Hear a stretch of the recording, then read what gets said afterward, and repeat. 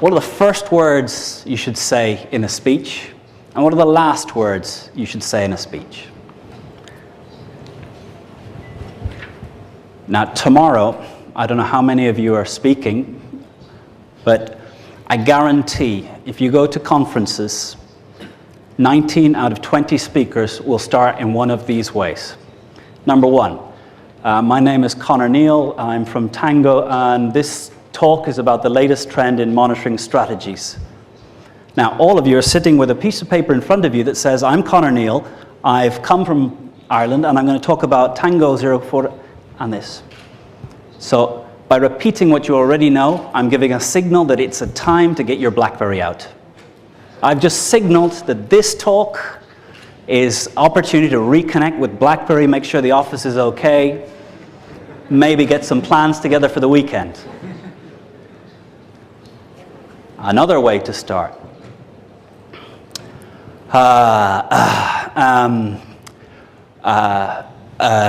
The lights, the mic's working. How much time have I got? Okay, right. Okay, is it plugged in?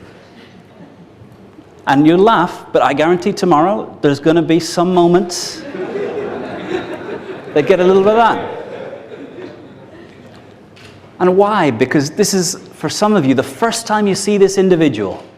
They're here as a leader in their industry. And your kid at school presenting on giraffes does a better job. That's sad. So I think there's only 3 ways of starting a speech. And it's the same if you went into a bar and there's a group of people, it's a networking event, much like you were at before you walked into this room. And maybe I came up to a group, there's a group of 3 people who are having a little conversation. I walk in and I say, hi, I'm Connor, I'm Irish, 38 years old. I have an interest in sailing, I like running. And they've walked away. So how do you get people to engage with you when you're networking? I say, in networking, the best thing you can do is walk up. I think we know someone in common. Try and walk away when someone comes up and says that to you. Hopefully you've done your research so you do know that you know someone in common, but with LinkedIn, you can find out who knows who on anyone you want. So, how to start a speech? First way, with a question that matters to the audience. How do you phrase a problem that the audience faces in a question? So that'd be the 3rd best way of starting a speech. The 2nd best way of starting a speech is with a factoid that shocks. There's more people alive today than have ever died. There's more people alive today than have ever died.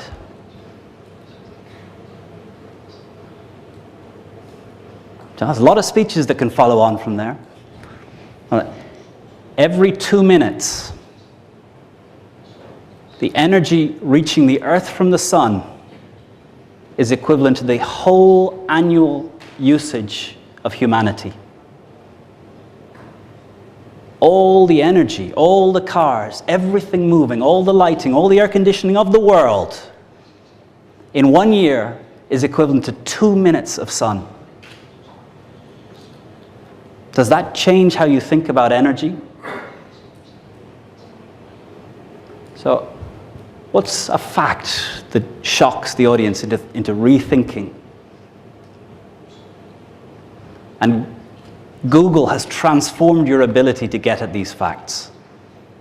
Given 2 or 3 minutes, you can find out, 1, whether anything I've said is true, but you trust me because I looked the part and I'm from ESA. Those are, in fact, 2 true facts. I usually get someone come up to me at the end, are you sure? How do they measure dead and alive? But it's true. And it's not even close. But the best way to start a speech and the way that I hope all of you use from now forward, is the same way we start a story to a child. Now, how do we start a story to a child? Érase una vez.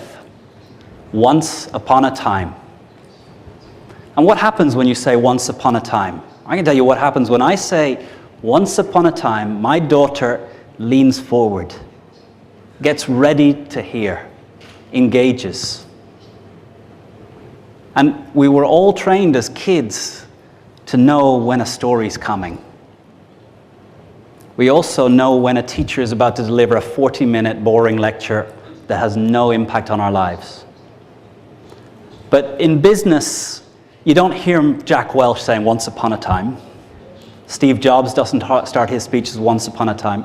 So there's a grown-up way of saying once upon a time.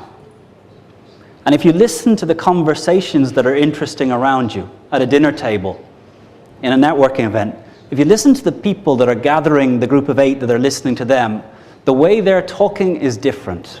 The way they start is different.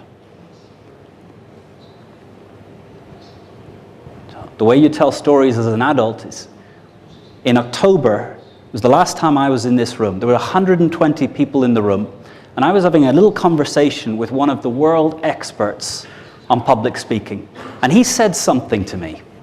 He said something to me that's had me thinking ever since.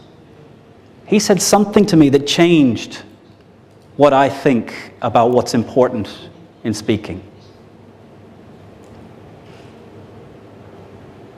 So now I can pause for about 30 seconds, 2-3 minutes, and you want to know what he said. So, in speaking in sales, we assume self-interest. So if you can tell a story from your own life that connects you to why this topic is important to you, why you first joined the company, when you first saw someone benefit, and you saw how their life was changed. And I think here, exploring what quality of life means for you. In your business, how do you affect quality of life for a customer?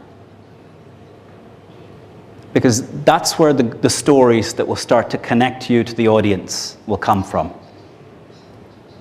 Because stories are about people. They're not about objects, they're not about things. It's about the people behind the things.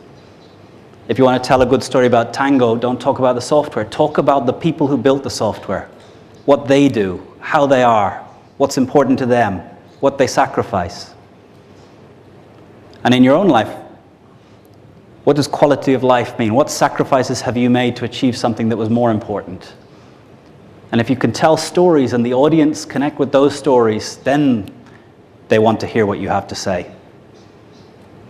And all the reasons and all the benefits, they're all written in the document and in the PowerPoint. But they need to trust you. And they need to care about you as a person to engage with you and then decide that they will act.